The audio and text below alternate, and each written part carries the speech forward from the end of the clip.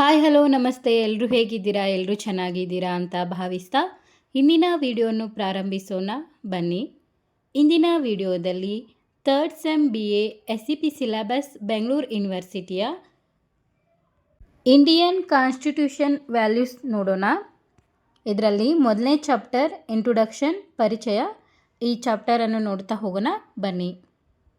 ಸ್ನೇಹಿತರೆ, ಭಾರತೀಯ ಸಂವಿಧಾನ ಎಂದರೆ ಕೇವಲ ಕಾನೂನುಗಳ ಪುಸ್ತಕ ಅಲ್ಲ.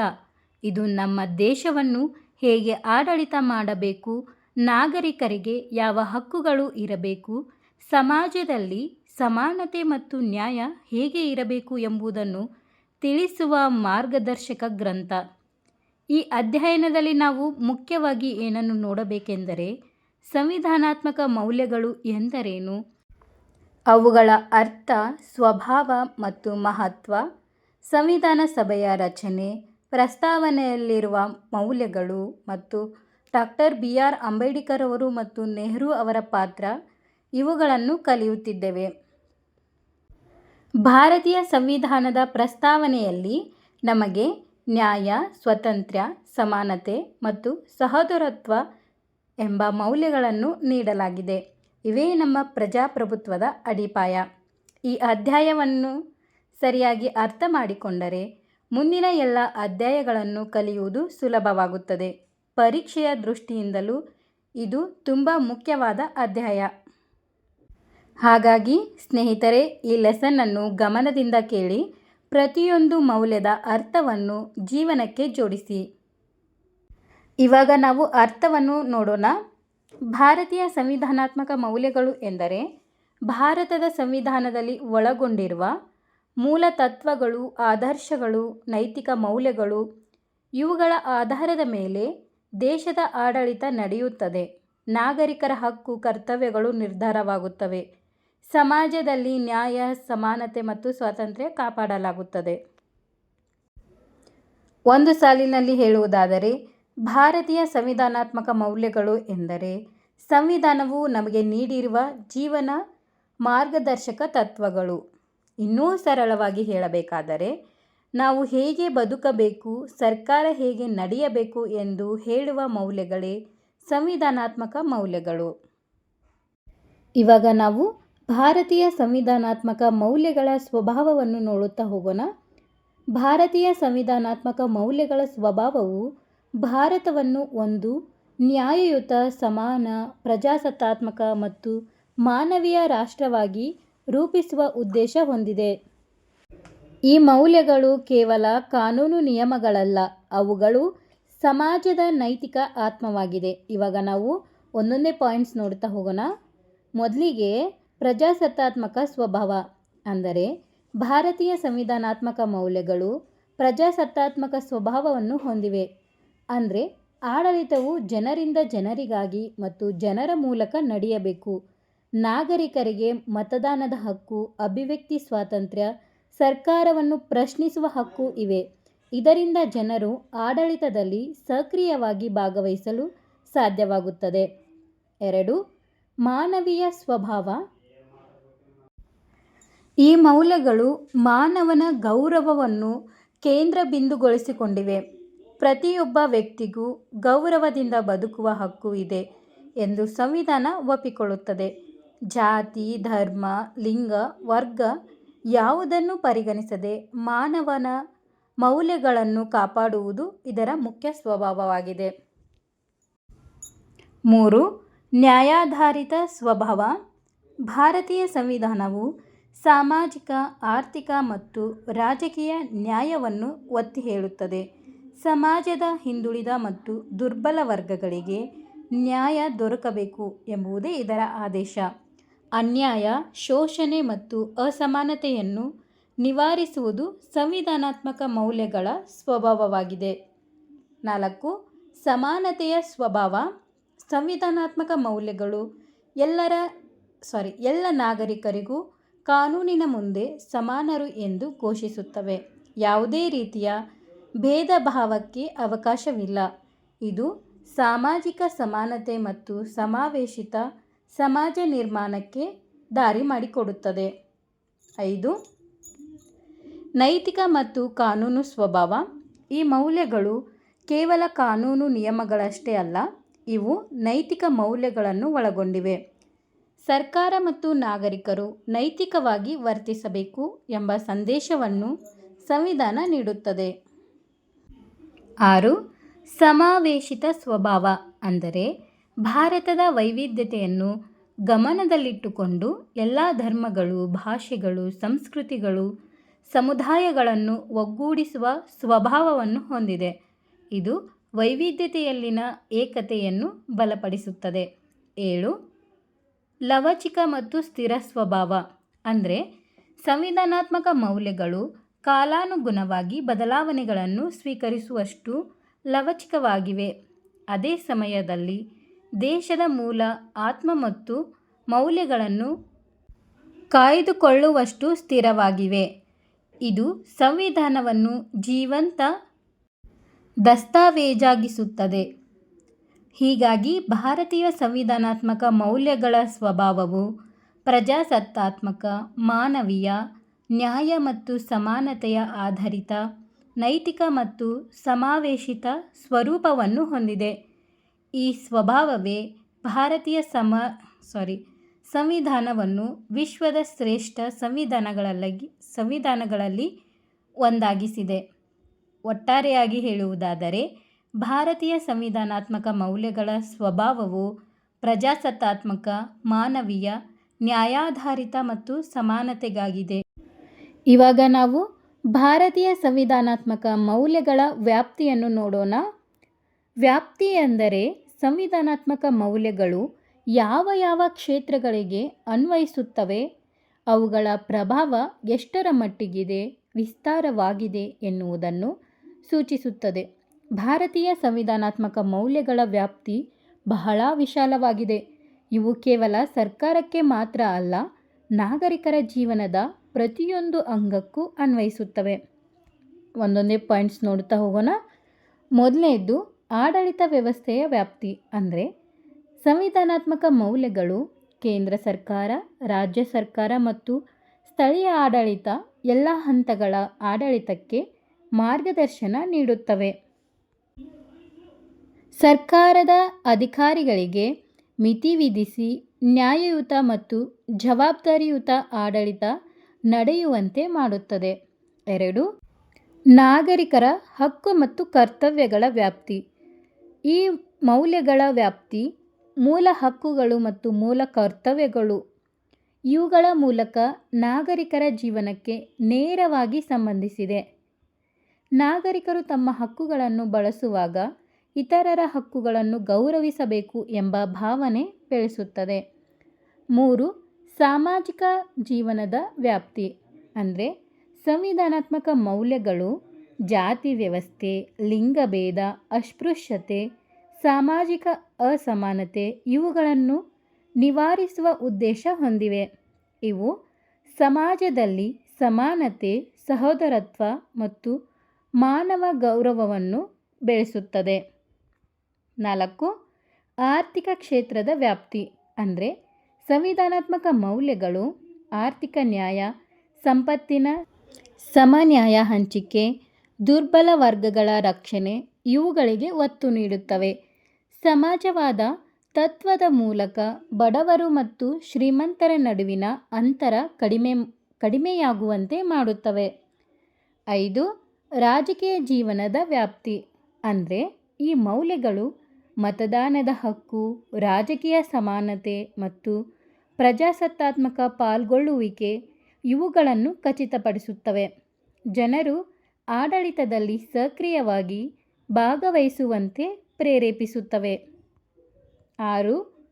ನ್ಯಾಯಾಂಗ ವ್ಯವಸ್ಥೆಯ ವ್ಯಾಪ್ತಿ ಅಂದರೆ ಸಂವಿಧಾನಾತ್ಮಕ ಮೌಲ್ಯಗಳ ವ್ಯಾಪ್ತಿ ನ್ಯಾಯಾಲಯಗಳ ಆಚರಣೆಗಳಲ್ಲಿಯೂ ಇದೆ.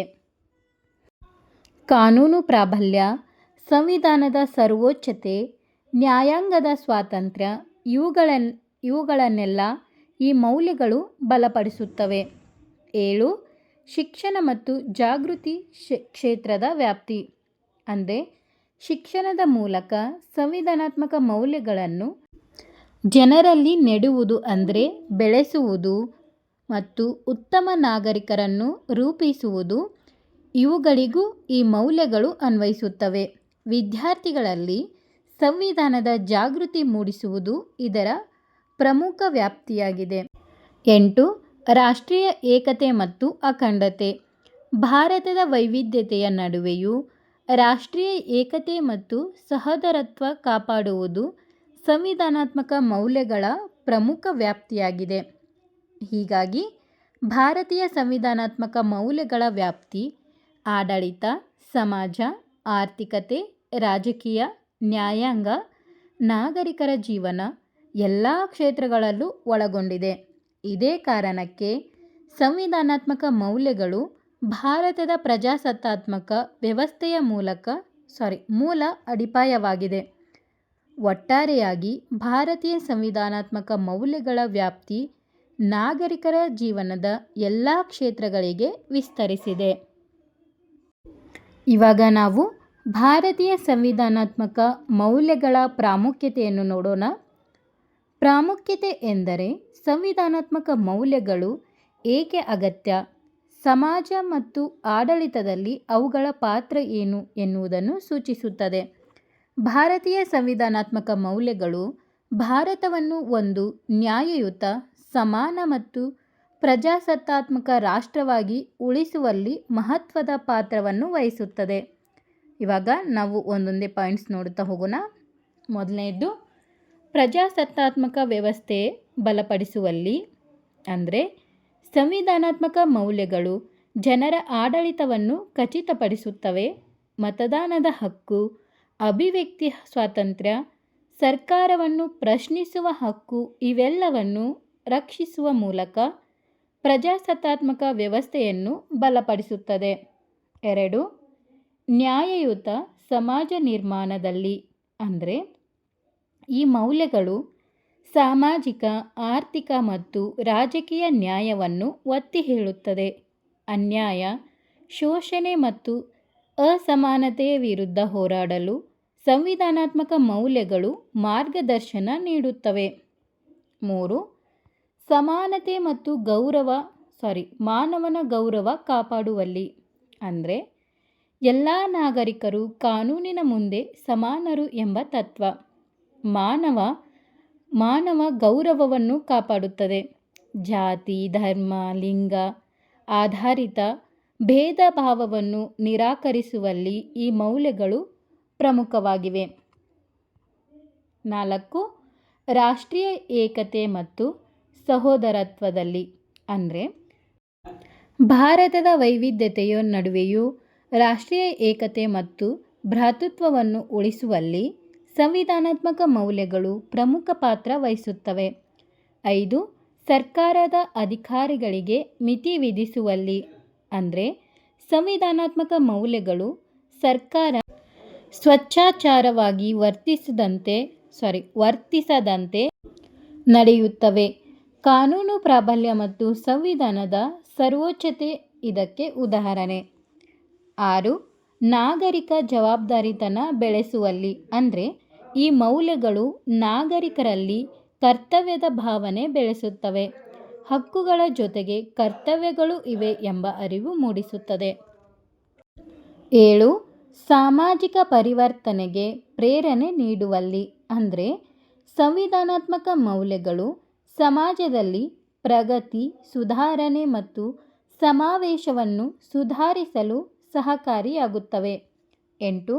ಶಾಂತಿ ಮತ್ತು ಸ್ಥಿರತೆ ಕಾಪಾಡುವಲ್ಲಿ, ಅಂದರೆ ನ್ಯಾಯ, ಸಮಾನತೆ ಮತ್ತು ಸಹೋದರತ್ವ ಸಾಮಾಜಿಕ ಸಂಘರ್ಷಗಳನ್ನು ಕಡಿಮೆ ಮಾಡುತ್ತವೆ. ಇದರಿಂದ ದೇಶದಲ್ಲಿ ಶಾಂತಿ ಮತ್ತು ಸ್ಥಿರತೆ ಉಳಿಯುತ್ತದೆ. 9. ಉತ್ತಮ ಆಡಳಿತ, ಅಂದರೆ ಪಾರದರ್ಶಕತೆ, ಜವಾಬ್ದಾರಿ ಮತ್ತು ನ್ಯಾಯಯುತ ಆಡಳಿತ ಸಂವಿಧಾನಾತ್ಮಕ ಮೌಲ್ಯಗಳಿಂದಲೇ ಸಾಧ್ಯವಾಗುತ್ತದೆ. 10.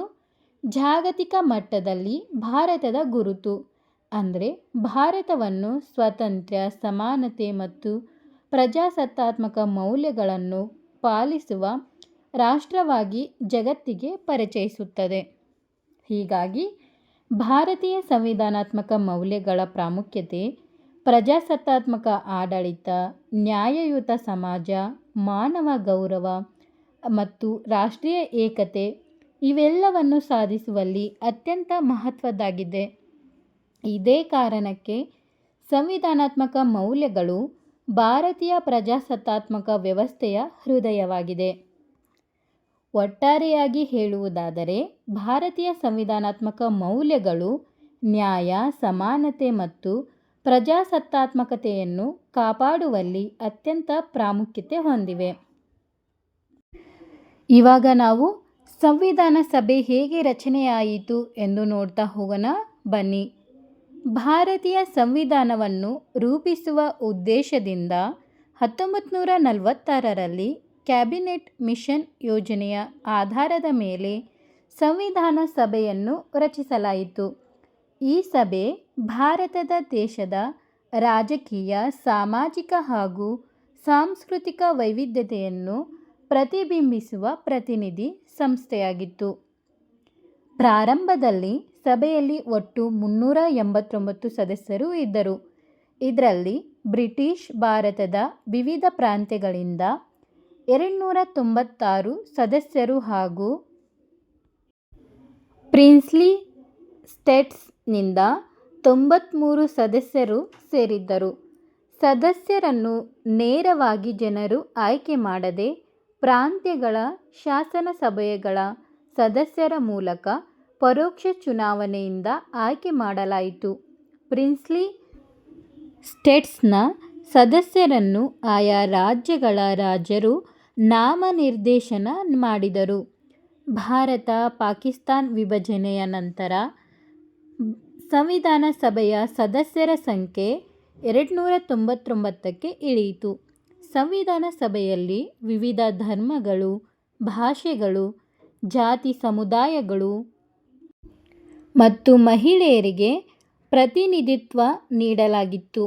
ಇದರಿಂದ ಇದು ಒಂದು ರಾಷ್ಟ್ರೀಯ ಮತ್ತು ಪ್ರಜಾಸತ್ತಾತ್ಮಕ ಸಂಸ್ಥೆಯಾಗಿ ಹೊರಹೊಮ್ಮಿತು.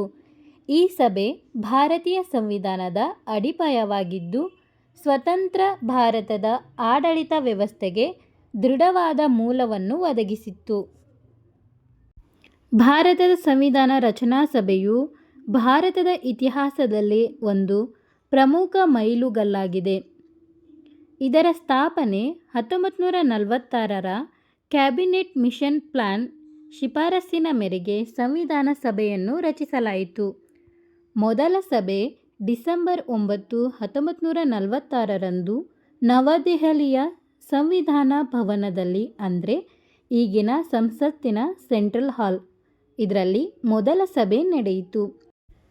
ಡಾಕ್ಟರ್ ರಾಜೇಂದ್ರ ಪ್ರಸಾದ್ ಅವರು ಸಂವಿಧಾನ ಸಭೆಯ ಅಧ್ಯಕ್ಷರಾಗಿದ್ದರು.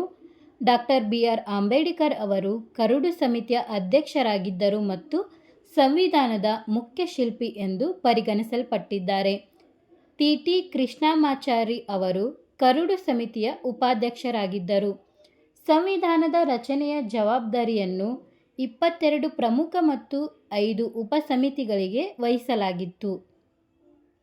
ಸಂವಿಧಾನವನ್ನು ಪೂರ್ಣಗೊಳಿಸಲು ಸುಮಾರು 3 ವರ್ಷಗಳ ಕಾಲ, ಅಂದರೆ ಡಿಸೆಂಬರ್ 1946ರಿಂದ ನವೆಂಬರ್ 1949ರವರೆಗೆ ತೆಗೆದುಕೊಂಡಿತು.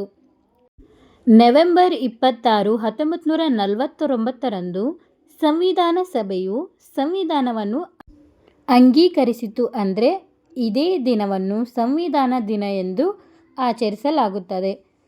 ಸಂವಿಧಾನವು ಜನವರಿ 26, 1950ರಂದು ಜಾರಿಗೆ ಬಂದಿತು. ಈ ಸಭೆಯು ವೈವಿಧ್ಯಮಯ ರಾಜಕೀಯ ಅಭಿಪ್ರಾಯಗಳನ್ನು ಪ್ರತಿನಿಧಿಸುವ ಸದಸ್ಯರನ್ನು ಒಳಗೊಂಡಿತ್ತು ಮತ್ತು ಭಾರತದ ಸ್ವಾತಂತ್ರ್ಯದ ನಂತರ ದೇಶವನ್ನು ನಡೆಸಲು ಅಗತ್ಯವಾದ ಕಾನೂನು ಚೌಕಟ್ಟುಗಳನ್ನು ಸಿದ್ಧಪಡಿಸಿತು.